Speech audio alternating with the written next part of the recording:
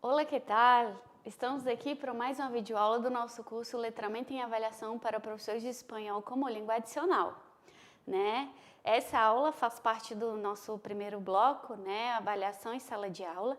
E o tema que eu trouxe hoje é um tema que eu julgo muito importante, principalmente se a gente fala no contexto da avaliação formativa, porque estou falando do feedback, né? O feedback ele é fundamental para uma avaliação formativa, ou seja, para aquela avaliação que a gente fala no contexto de sala de aula, né? E como sempre, começo com perguntinhas para que nos levem, né, à reflexão sobre esse tema, né? A primeira, né, eu trouxe como perguntando para você que está aí, professor, professora, como você define o feedback no contexto educativo, né? Qual é o papel que tem o feedback na sua escola, no seu centro de idiomas, na universidade em que você atua, ou até pode voltar um pouquinho na sua questão, no feedback você enquanto aluno, né? De que forma ele aconteceu. Então, vamos fazer esse trabalhinho de reflexão, tá bom? A segunda pergunta que eu trouxe é qual é o objetivo do feedback, né? Para que ele serve? Ele serve somente para apontar os erros para os nossos alunos, né? E o que ele traz para nós professores também, né? Enquanto participantes de um processo de ensino desse aluno, né? Então, qual é o objetivo do aluno? Somente apontar erros, né? Ou você pode também trazer um elogiozinho que não faz mal a ninguém para o aluno, né? E no contexto específico da avaliação, né? Já parou para pensar assim, como é o seu feedback? Dá uma pensada agora, uma refletida, de como você oferece feedback sobre os instrumentos de avaliação, né, que você aplica ou executa com seus alunos, de que forma que você dá o feedback para eles, né? Então, vai pensando aí. E essa forma, se você dá o feedback, né, de que forma? Como que você oferece? Numa prova escrita, você escreve algumas coisas ou faz apontamentos? Ou se é um trabalho oral, de que forma que você trabalha o feedback com seus alunos, né? Um exemplo clássico, né, de apresentações na faculdade, por exemplo, como experiência, é de apresentar o trabalho, sei lá, valia 4 e o professor atribuiu uma nota 3, né? E a gente nem fica sabendo por que tirou 3 e não 4, né? Ou porque também não tirou 2, o que estava bom também. Então, de que forma que você oferece feedback para os seus alunos? Será que ele tem qualidade, né? E aqui, você acredita que há tipos de feedback? Você sabia que há tipos e nomenclaturas diferentes para feedbacks, né? Então, a gente vai tratar um pouquinho sobre isso nessa aula. E esse aqui é o que toca no nosso calcanhar de Aquiles, né? Se você, professor ou professora que está aí, se você dá oportunidade para que seus alunos ofereçam feedback sobre sua prática, né? E nem sempre é fácil, já adianto, né? Que falar sobre a nossa prática, porque a gente às vezes está fazendo o nosso melhor, mas será que está sendo o melhor para os nossos alunos, né? Então, eu acho que a gente precisa ouvi-los. Então, é dessa forma que eu peço atenção nessa questão do feedback enquanto do professor, como a gente viu na aula, videoaula sobre tipos de avaliação, aquela avaliação docente pelos discentes. Nem sempre precisa ser assim, a gente pode ter feedback no nosso dia a dia na sala de aula, tá tudo bem? Vocês acharam que a tarefa é muito difícil? Como é que está o conteúdo? Vocês estão conseguindo assimilar? E eu recomendo que você faça alguma coisa, se possível, uma conversa com seus alunos ou um formulário, que eles apontem, né, o que você, como sugestões, e também eu costumo dizer que é importante receber elogios, né, e não somente críticas. Então, perguntar o que deu certo e o que não deu, o que poderia melhorar, de acordo com a visão dos alunos, né, que eu falo que é o nosso principal objetivo, que a gente trabalha para os alunos, né, no contexto educacional. E nesse sentido, de dar oportunidade para que os alunos falem e avaliem também a nossa prática, tá bom? Isso é muito importante. Eu trouxe aqui a definição de Black e William, que eles afirmam que não há avaliação formativa sem feedback. Então, o feedback faz parte da avaliação formativa. Ou seja, a avaliação formativa é o âmbito de todas as atividades realizadas pelos professores e ou pelos alunos que fornecem informações a serem utilizadas como feedback para modificar o ensino e as atividades a que se dedicam. Ou seja, o feedback ele é uma ferramenta que oferece informações. Para o meu aluno, eu falo assim, não, estou indo bem. Então eu preciso, nesse aqui nem tanto, então eu vou me dedicar mais a isso, porque isso aqui para mim eu já aprendi de boa, tranquilo. Para nós professores eu preciso então intensificar, abordar com mais, me dedicar mais tempo a essa parte, que eu vejo que o desempenho dos alunos não foi tão bom. Então o feedback, na verdade, eles nos oferecem informações, que é para isso que a gente avalia, né? Para saber se o nosso aluno, como está o desempenho dos nossos alunos e também sobre a nossa prática. Em uma palestra recente desse ano de 2023, em uma palestra, o Domingos Fernandes, que é um grande pesquisador, um professor, um educador, né, muito conhecido de Portugal, ele fala que é um processo rigoroso e pode contribuir para a aprendizagem das pessoas.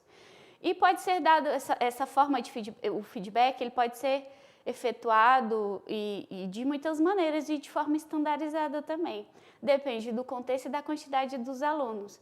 Então, se você vai dar feedback individual, provavelmente você vive num contexto em que você dá aula para poucos alunos. Isso é possível e, na verdade, poderia ser considerado o ideal. Porém, a gente sabe que a realidade do professor brasileiro não é essa, né? A gente conta com pouquíssimo tempo para elaboração, né, para o desenvolvimento dessas atividades, até de pensar de que forma que eu vou efetuar o feedback, dar esse feedback para o meu aluno. Então, não existe resposta correta, você que vai me dizer enquanto professor, qual será a maneira possível de você dar esse feedback, depende do seu contexto e da sua quantidade de alunos. Também nesse ano, em uma palestra da professora Marcela Nieto, ela traz uma citação desse artigo, eu sugiro que vocês leiam, ele está em inglês, e as citações que estão aqui eu fiz a tradução, que fala The Power of Feedback, que é o poder do feedback. E aqui, esse é um artigo bem interessante, que traz, por exemplo, que fala que o feedback é uma das influências mais poderosas na aprendizagem e no desempenho, mas esse impacto pode ser positivo ou negativo, né? Então, não sei se vocês pararam para pensar, a gente recebe feedback o dia todo, né? Mas no contexto avaliativo da educação, a gente pode ver que o feedback, você tem várias maneiras de falar a mesma coisa, né? Então, por que não usar palavras sutis, assim, olha, seria interessante melhorar sua forma de argumentação, ou então estude mais esse tempo verbal, ou pesquise mais questão de entrevistas de trabalho em espanhol, por exemplo, enfim, né? Depende do objetivo que você tem. E esse feedback, ele pode acabar com o aluno, né? Porque pode ser um feedback tão negativo que o aluno se sente tão incapaz de prosseguir no curso, né? Então, a gente, tratando de efeito retroativo, impacto, como a gente já viu, ele pode ser positivo e negativo, e com feedback não seria diferente, né? E o tipo de feedback e a forma como é dado, eles podem ser diferentemente eficazes, né? E eu trouxe aqui um modelo que tem disponível nesse artigo, né? Está em inglês, mas ele fala de um modelo de feedback para melhorar a aprendizagem. E fala que o objetivo é reduzir discrepâncias entre o entendimento e o desempenho atual e a meta desejada. É porque traça uma perspectiva de presente para o futuro. Então, a discrepância, né, do entendimento e do desempenho para a meta desejada, a discrepância pode ser reduzida dessa forma, na perspectiva dos alunos e dos professores. Na perspectiva dos alunos, com maior esforço e utilização de estratégias mais eficazes, ou abandonar, desfocar ou reduzir metas, porque às vezes traçamos, né, metas muito acima do que os nossos alunos conseguem entregar, né, alcançar.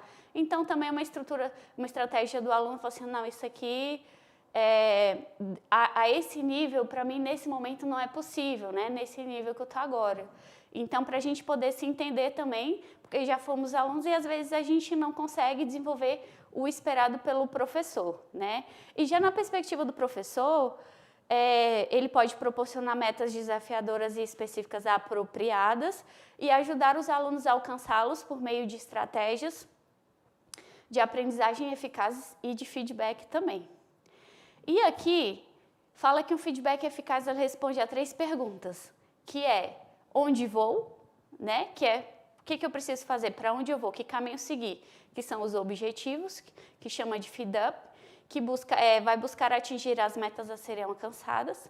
E como eu vou, que é o feedback, né? Que é o que aconteceu exatamente, o nosso aluno faz, a gente dá o feedback. E onde seguir, que é o feed forward, que é em relação ao futuro, tá? E a partir daqui, para onde vou, né? E cada pergunta de feedback funciona em 4 níveis. Então, aqui temos, para cada uma dessas 3 perguntas, a gente tem 4 níveis. O nível de tarefa, que é quão bem eles entendem ou executam as tarefas. O nível do processo, o processo principal necessário para compreender e executar tarefas. O nível de autorregulação, não sei se você que está aí está familiarizado com esse conceito de autorregulação, que é como nós, né, enquanto pessoas, no nosso caso, nossos alunos, eles conseguem compreender de que forma eles aprendem, né, uma autorregulação da aprendizagem, que é o aluno participante do próprio processo de aprendizagem.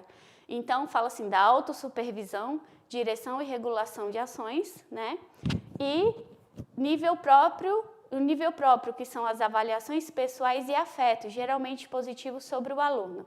Quem quiser conhecer mais sobre autorregulação, eu sugiro uma dissertação de mestrado do professor Giovanni Amaral Santos, né, que é um colega de trabalho, professor de espanhol também, e da professora Thalita Travassos Santana, que ela fala na questão de afeto, de emoções, né, na aprendizagem de língua espanhola, que é também a dissertação de mestrado dela, tá bom?